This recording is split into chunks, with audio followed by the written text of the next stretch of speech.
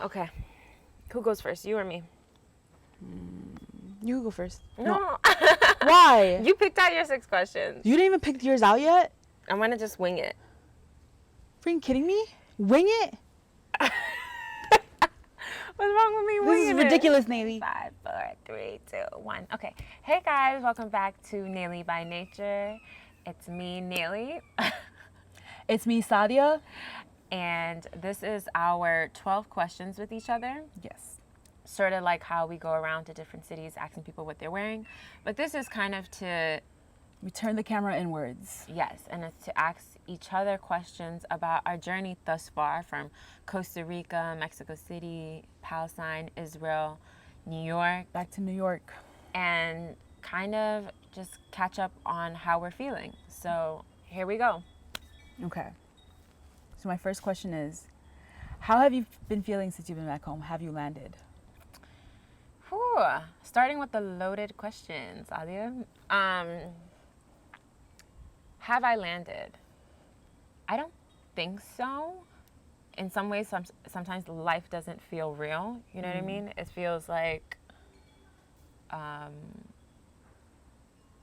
sometimes it feels like I'm in I feel like this year feels like I jumped from different multiverses.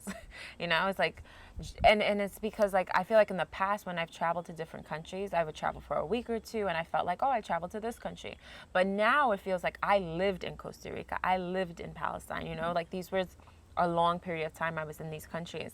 And so I got to experience what it was like to live there, to like do grocery shopping, to like cook, to work, to, you know, we were cleaning toilets in Nablus.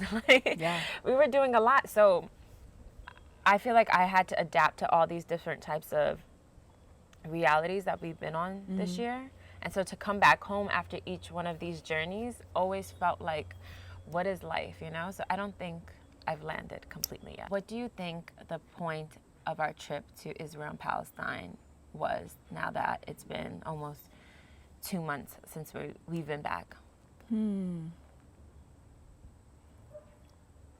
I think the point was to go to the most intense part of the world and figure out ourselves to some extent, but also I think what happened in Palestine was some of the biggest news, like it was capturing the biggest headlines in 2021. It was always like the basis of this trip. I think that I remember you having distinctly fervent feelings towards what was happening in Palestine, why it was being reported the way it was being reported. Like you were very passionate about it and you were continuously talking about it. I remember that being the foundation and basis of how this idea came about, because you know I think you were going through the spiritual awakening, and then at the same time you're thinking about the world. So it's not just the spiritual evolution, it's also about what's going on in the world.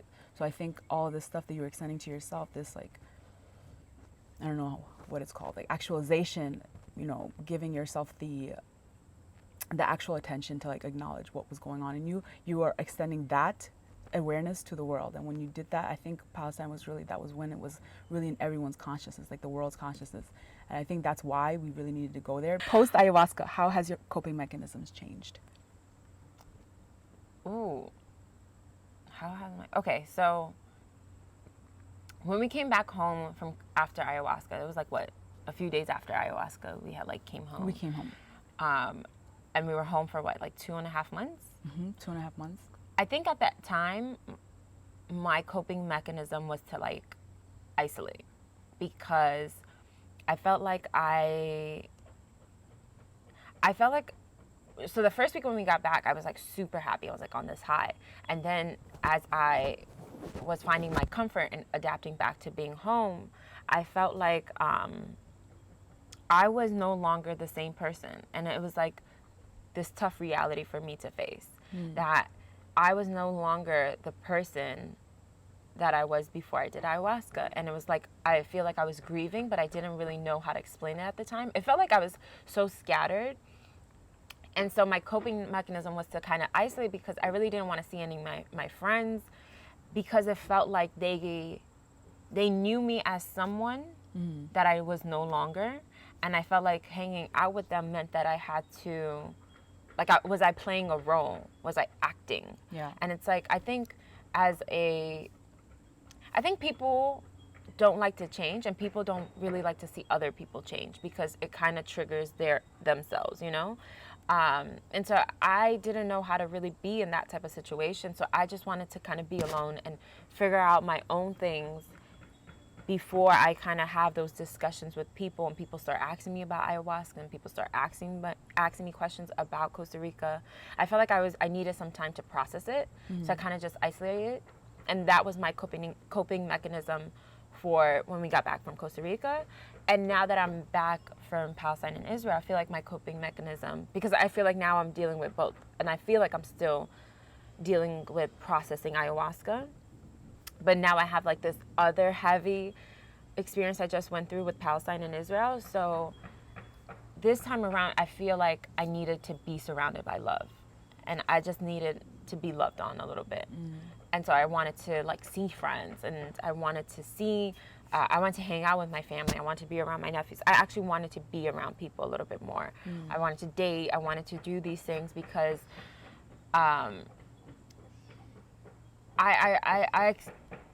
I needed to feel. That's what I felt. Because I think I kind of numbed myself while we were in Israel and Palestine. And I didn't want to feel 100% of my feelings, because sometimes it felt like if I felt 100% of my feelings, then I wouldn't be able to continue doing this project. Since you asked an ayahuasca question, I will ask one too. How has ayahuasca changed your life? Do you know who you are? If so, who? If not, why not? So many questions. The first question is, how has it changed my life? I think I'm still working on that, but I think the interesting thing is that you talk about how the importance of ayahuasca is not the actual experience of ayahuasca, it's like after. For me, it's like I still go back to the experience of ayahuasca, like I was attending these ceremonies and taking the ayahuasca, but for me, it's like, because the thoughts that I was having during that time really made me realize how much I wasn't listening to myself and like giving me my perspective. Because I remember there was this point, it was like the worst night of ayahuasca was like the second night, because it was like so traumatic. But I just remember feeling like all these feelings, and it was hurting, and it was like traumatic, like what I was seeing. And then I was like, where the fuck is Nayli? She needs to make sense of this for me, because I can't make sense of any of this for myself. And I just remember like my own perspective being something that I'm not used to looking at things from, and like having other people's perspective to kind of reinforce or at least validate what I wanted, how I wanted to understand my experiences. And then there was also this experience of just like feeling like I'm in between these worlds of like my introversion kind of wanting to keep me inward, and like sometimes I think I felt bad about that, but then also wanting to share in the world, experience and interact with the world. And a lot of that is me admitting, and not admitting in like in a shameful way, but like admitting in a proud way that I'm still learning and I'm still figuring it out. But I do have people by my side to help me figure out. So I'm really happy we did ayahuasca together, because I think that there's so much of you that I wanted to embody. Like I was like, the way you connect with people is so special, and like all these things that you do and the way you interact with the world is so special. And I was like, I don't think that if I didn't have you by my side, I would even think I would want these things, like true connections with humans and feelings, like all this. Like I feel like I really only started to like desire that when, me and you started traveling together. I feel that way about you too, in terms of like how authentic you are to yourself. Because I think like you are a very authentic person. You feel very comfortable, which kind of made me change in terms of like who is the authentic me. And then it's like we do have parts of ourselves that we don't want to share because we think it's uncool, or we think that other people just might not get it. And so I think for me, it's always been like I've always had intense emotions, but I didn't really want them to show out. But I realized like you do have to marry the two. And I think once I married the two, I feel like I did have better connections. And I think you do, like the more you hang out with someone, you just kind of, like, it's nice that we take the good qualities. Exactly. How much do you think our time in Israel and Palestine affected your mental and emotional state?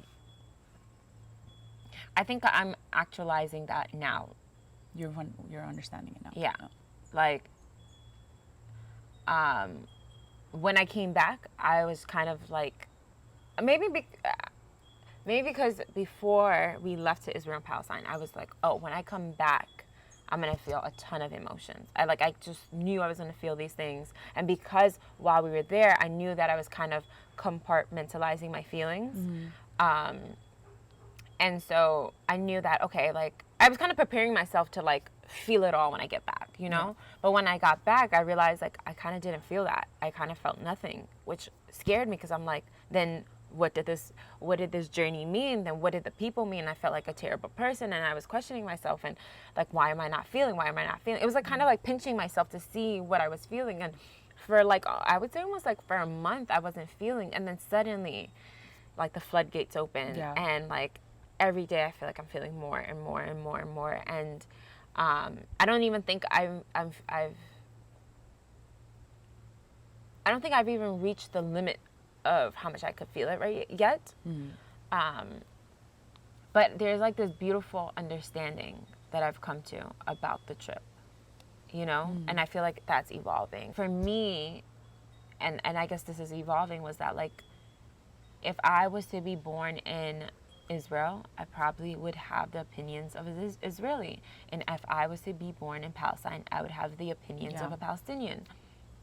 And then that realization made me think about the entire spectrum of like the entire world, like depending on where an individual is born, based off of that environment, the people that they're surrounded with, their friends, their family, their school, what they're learning, what they're watching on the news, that really defines who the person is going to become.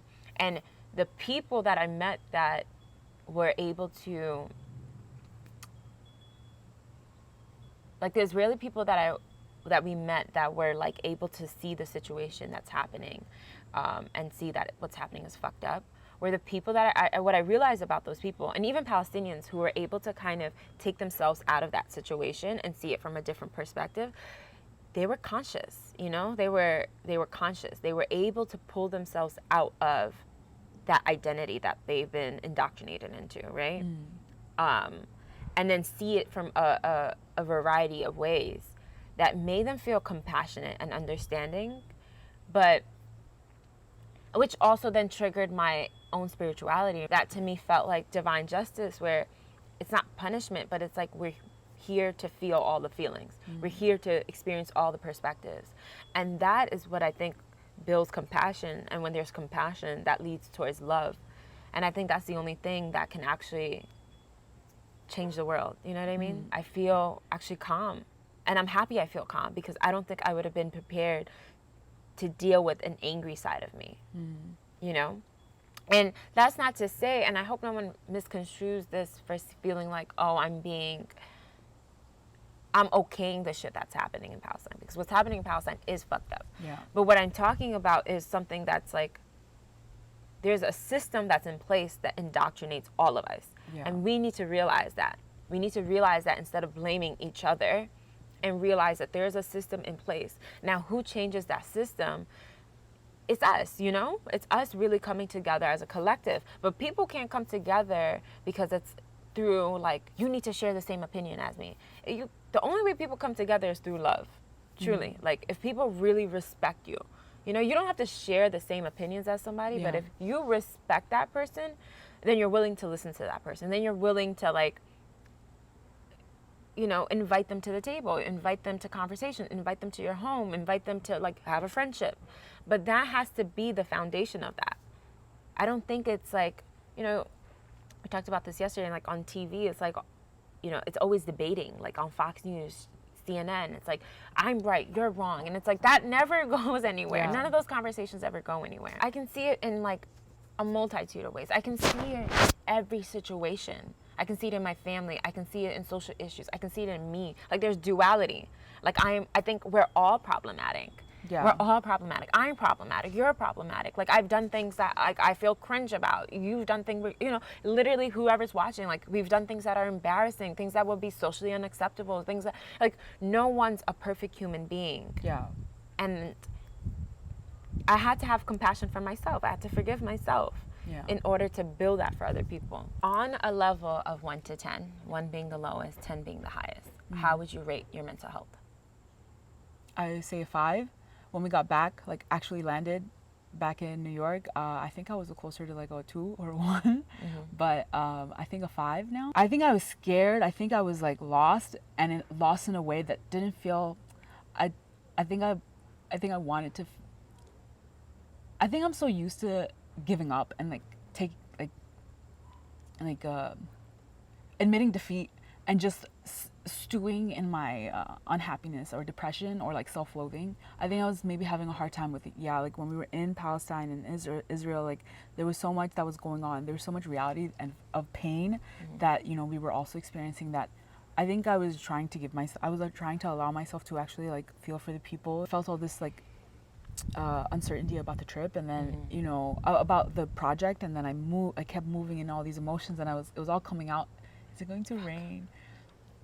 Keep going. But yeah, what was I gonna say? But yeah, it's like when we were there, and then I was feeling all this like emotion, and then moving past that, like when we got back to New York, I really did not understand how if what I was doing in this project, what I was doing was actually right, or not right, but is it right for me? I think it's because I'm really trying to move past like some of these feelings and like actually working on them. Like I'm actually giving myself like the attention and giving myself like the love that I and the nurture that I really need. How do you feel about traveling with me? How do you feel about working with me? And then how do you feel about us collaborating, or if we have not collaborated at all? How do I feel working with you? I mean, it's kind of like working with your best friend, you know? It is working with your best friend. Yeah. And so it's a lot of fun, you know? I think we have had so much fun on this journey together for the year. And, you know, I mean, my birthday's coming up in a few days, and when I was just thinking about the year, which is naturally what I do, is like I reflect on the year, and I thought about how so much of the highs and the lows you were there for, and I feel like I couldn't have gotten through it without you. But I think our relationship is elevating, and it's elevating because we're working together and we're trying to create something. And I think it's a really beautiful thing, and it's something that I feel like we have to really respect and honor, that we have this type of relationship. Do I think we collaborate? Yes, we do, but I think it's not at its peak, you know? I don't think we've even reached our peak yet. I don't think I've reached my peak yet, you know? Which is okay, because it's like, what happens after the peak, you know? yeah. So it's okay. It's like I'm okay with us building towards that. So working with you has been like a blessing. I feel really blessed to like work with you. I feel really blessed for what's to come. I feel a lot of gratitude for what we've been through. And I really don't think that I would be where I am if it wasn't for you. Truly. Like, I don't think that I would have had the courage to keep moving forward. You know, I think before we started this journey, I was in like a really bad place, and sometimes it felt like I couldn't wake up in the morning. Like I didn't want to wake up in the morning. But now I wake up in the morning and I feel like I have a sense of purpose. I have something that I look forward to. I feel like I'm working towards something, where I felt like before I didn't feel like I was working towards anything. Why did you choose to quit your job and come along with me on this journey? During the pandemic, the spirituality like really started to like, I really think that it was you. We were talking about these things, like, and then it was just like, yeah, meditating. I don't even think I would meditate sometimes, but like I think it became like an actual practice, like doing it every day. I only really started after me and you like really reconnected during the pandemic, and we're all obviously working from home, and you know, these meditations would be so something felt unaligned, not aligned, you know. And I was working, I was completely disinterested, like not in my work, but not in a, like I did not care about what I was doing. I was like, this feels like I'm only reaching 20% capacity of what Sadi could be doing. And yeah, so I did feel that at my job. I felt this huge gap between what I could be doing and what I was doing. And that, yeah, I had been there for 5 years, and I was working, and everything that we were talking about was more interesting than what I was doing for 8 hours every day, Monday through Friday. Do you think you're running out of time? Or do you think we're running out of time? Do I think we're running out of time? Sometimes it feels like that because there's so many factors playing into it. You know, like, do we have enough money to keep going? You know, we're not getting paid for any of this. And obviously, like that will run out at some point if we're not making money, you know? So in terms of that, yes. Sometimes also just like when I watch the news, or maybe not even watching the news, just learning about global events and seeing the situation getting worse and worse and worse, and seeing how in America, when I go on social media, like people just, it's not even like, it will be a thing for a day. Yeah. But then everyone's moving People on. move on, yeah. Yeah, and people move on so quickly. And Yeah. I think those things makes me feel scared because, you know, even if I think about climate change, for example, like what's happening in Pakistan and Bangladesh, where they have these major floods. Like Pakistan right now is like a third of the country is underwater. And what people don't realize in like America or Europe and like these first world countries is that our consumerism is leading to this, you know? Like Americans don't really think about where is our garbage going, you know? It's going into the water, it's going to these countries, these third world countries. Yeah. Or how is our clothing being made? Like the dye for these clothing, right? It's chemicals. Those chemicals are being dumped in someone's water supply in a third world country. And what is this going to cause? This will obviously cause mass migration, right? People will naturally want to leave their countries because they're just looking for a better life. They're trying to find safety, right? It's like a natural thing.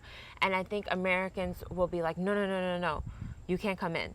You can't come in, you know? And it's not just Americans, it's like anyone in a first world country. But you don't see how you're participating in the system that's creating this mess in the first place. You don't see how you yourself, and it's like we're all participating in it, right? Like I'm not trying to make the consumer feel bad either, you know? It's like we can't help it. You would think that people who are immigrants themselves would see themselves. We'll see themselves in there. In the Yeah, immigrants, yeah. and other people who are also looking for the same thing. Yeah. So it's a little frustrating because it's like, who's winning this narrative, right? If like we're losing out on the people who are supposed to feel this compassion, who's supposed to understand what it's like to be in these shoes, that are suddenly feeling like they're above it. I think in terms of that, sometimes it feels like I'm running out of time with climate change and all these things. Yeah. But then it's reminding myself to bring myself down. And it's like, things are changing. It's just not happening. Like, it's not a movement that's outside, you know? Right. And I think that the movement is happening. It's just quiet. And I think it needs to be quiet. I think it needs to be subtle and gentle, because when it's a huge movement, it seems like these huge entities want to stomp it out. Yeah. Well, do you think that you have a sense of urgency about this project? Because if you know. Yes, I do. But at the same time, I realize it cannot be rushed. You know, even though I feel a sense of urgency, it's realizing that I think it's like this knowing that I won't be a minute too soon and I won't be a minute too late. I'll be on time. And I just need to trust that. How do you think that our content can compete against a hyper consumerism driven social media?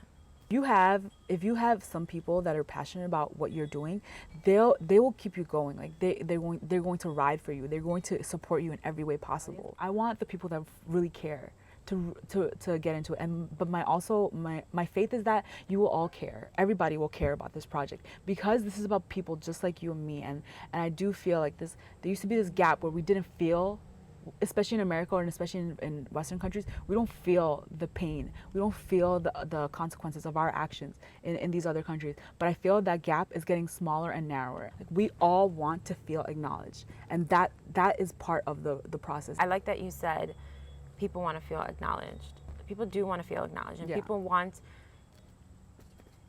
for someone to be acknowledged, another person has to feel compassionate. Like, you know, you have to be willing, you have to open your heart up.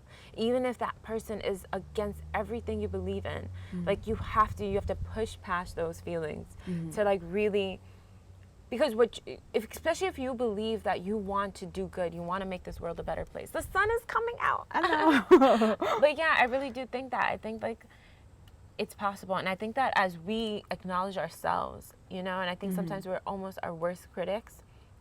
And I think like the project will become big because as we like remove those blocks, as we see ourselves more worthy, more acknowledged, and like we really become, that's what I'm saying, it feels like we're leveling up. And I think like naturally our situation will level up, you know, everything, it will be done in tandem. Yeah. Okay, so this was our 12 questions with Sadia and Neely. Just a little recap of our trip so far. Yeah. Our trip, our mental state so far, and Ayahuasca experience, Palestine and Israel, being back home. our relationship. Our relationship. Couldn't do this without you. Yeah.